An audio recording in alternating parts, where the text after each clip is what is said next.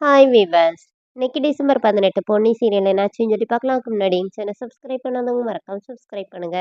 இன்னைக்கு என்ன அப்படின்னு சொல்லி பார்த்தீங்கன்னா, இங்க வந்து இவங்க 2 பேருக்கும் கல்யாணம் பண்ணி வச்சுர்றாங்க. இப்ப சக்தி என்ன சொல்றாருன்னா, நல்லா ஆட்டம் பாட்டம்னு சொல்லிட்டு செமையா என்ஜாய் பண்றாங்க நைட் வரைக்கும். இப்ப சக்தி வந்து நாங்க வந்து வீட்டுக்கு கிளம்புறோம். கல்யாணம் முடிஞ்சிருச்சு. ஆடி பாடி கொண்டாடியாச்சு. நாங்க கிளம்புறோம் அப்படின்னு சொல்றாங்க. என்ன தம்பி முக்கியமான விஷயமே முடிக்காம போறீங்க அப்படின்னோனே, என்னது அப்படின்னு சொல்லி கேட்கும்போது, இந்த மாரி சங்கம சடங்கு இருக்குதுன்னோனே, அப்படின்னா என்னது அப்படின்னோனே அவங்க வந்து சொல்றாங்க. இப்ப போனி முதலிரவா? நான் எனக்குன்னா இதுல இது இல்ல அப்படின்னு சொல்றாங்க. ஆனா அவங்க எல்லா ஏற்பாடும் பண்ணி ஃபர்ஸ்ட்டு சக்திய அங்க உள்ள சொல்லிட்டு, நாங்க வெளியிலேயே தான் இருக்கோம். வெளியில வந்து நாங்க அடைச்சிருவோம். நாங்க தான் வந்து ஓப்பன் பண்ணுவோம் அப்படிங்கிற மாரிலாம் சொல்லி சக்திய உள்ள அனுப்பிவிடுறாங்க. பொன்னி மட்டும் என்ன விடுங்க நான் வரமாட்டேன்னு சொல்லிட்டு இருக்காங்க. அப்படின்னா சொல்லக்கூடாதும்மா இதான் ரொம்ப முக்கியமானதுன்னு சொல்லிட்டு பொன்னியும் உள்ள அனுப்பிவிடுறாங்க. பொன்னி அங்க உள்ள போயிட்டு அந்த பால் குடுத்து விடுறாங்க. அத கீழ வைக்க போறாங்க. சக்தி இங்க பாரு பொன்னி என் கால்லலாம் விழ வேண்டாம். நம்ம வந்து ஆணும் பெண்ணும் உரிமைனா சமம் தானே.